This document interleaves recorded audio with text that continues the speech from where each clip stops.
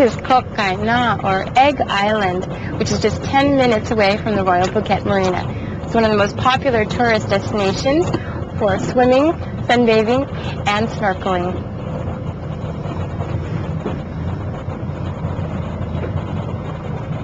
Our ship motto is dare and do. We dare and did it today. Now we hop back to the USS Hopper.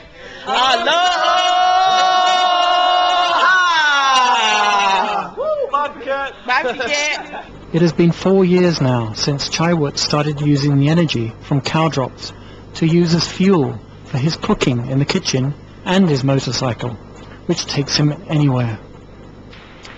Highlights were also a parade led by Phuket Vice Governor Warapot Ratchasima to give out free condoms and messages of prevention to shoppers, Thais or foreigners, at the weekend market. In the evening, the Korean Embassy to Thailand hosted a show of Korean traditional music and dance. The show, by the National Center for Korean Traditional Performance Arts, perfectly told the local lifestyle and traditional cultural values of Korea. The PIWC's main fundraising activity is their annual and impressive ball, this year called Diamonds Are Forever, to be held at the Hilton Arcadia Resort and Spa in Karon on the 29th of November. During the Phuket Vegetarian Festival,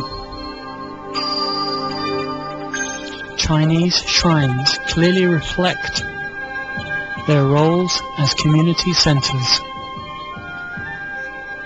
People wearing white go in and out all day to pray and attend ritual ceremonies. That's when the Louise Willgrass Tsunami Fund charity stepped in. The two-story building is partly sponsored by the UK charity, formed after the 2004 tsunami by Nigel Willgrass, in remembrance of his wife Louise, who sadly perished in the catastrophe.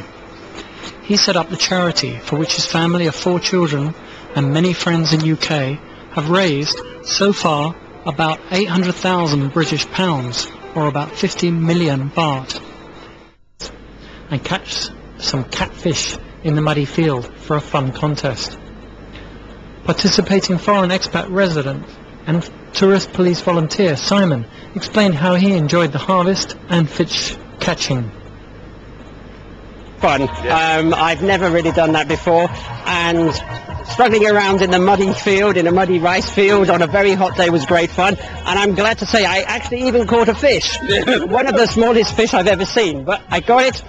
2 seconds later it was gone, back in the water. The international part of the event started with Thai dancing by 5 to 7-year-olds to English lyrics.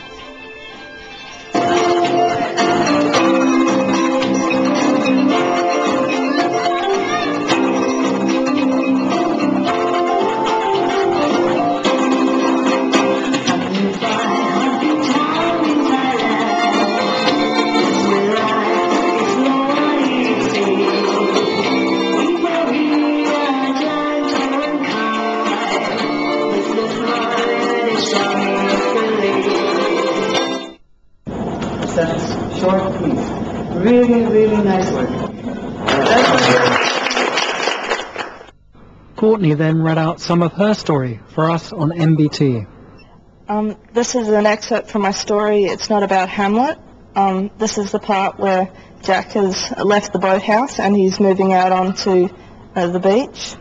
And then we got the first chance to interview the lucky winner, Nastasia, who revealed to us her Thai name, Chalatorn, but still preferred to chat in English. Relax! I'm very relaxed. Very happy for myself. Yes. Surprised?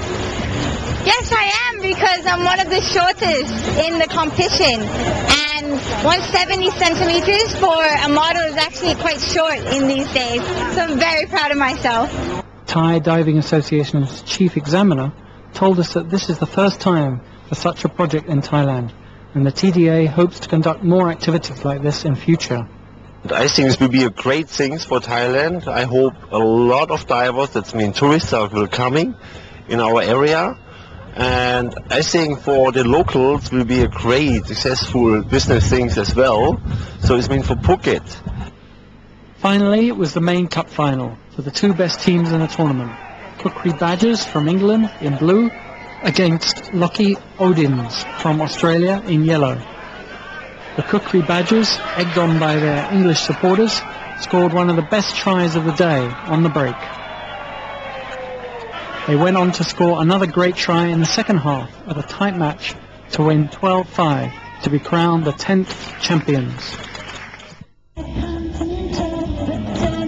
The Phuket Academy of Dance proudly presented their annual Song and Dance Extravaganza, this year called Showbiz, at the Royal Phuket City Hotel last Saturday the 7th of June. In front of a large appreciative audience of family, friends and admirers of the talents of these residents, all amateurs, sure to be stars in the future. They learnt that about 30 marine creatures looking like dolphins, later identified as false killer whales, had become stranded on the shore in one of the bays. They started coming from about 6 o'clock and some even until 9:30 p.m. But immediately the people on the island realized that they had to save some of the marine animal lives. Once the warning tower signaled the alarms for a pretend tsunami at around 9:45 a.m., the exercise began. At Sepan Hin in Phuket City, after the siren, people and students who were in fact training for a sports event started to evacuate inland along the designated routes, heading to higher and safer ground. At the tourist beach of Patong in Phuket, some residents and tourists joined in the drill, relocating themselves to safe ground after hearing the warning siren. One day we hope to fly overseas to the Olympics like flying fish in the Andaman.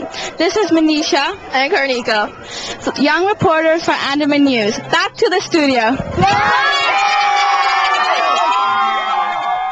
Bottles of the finished liquid organic fertilizer from their efforts last year. The dry product is used on the school grounds to fortify their gardens. Let's listen in to some of the talented students. Back into the soil in order for the cycle of life to continue. That's the duggerboard, that's the boomerang, and that's the mast, and that's main sheet, that's the rudder, and that's in case when you flip over the boat doesn't sink. We also have some nice area footage from Helicam taken during training and regatta. This big tournament was a big success for BAF boys too, and great fun to watch the girls like me. Maybe next year I will play with a football team of Phuket. This is Kitiya. I am today young reporter for Andaman News. สวัสดีค่ะ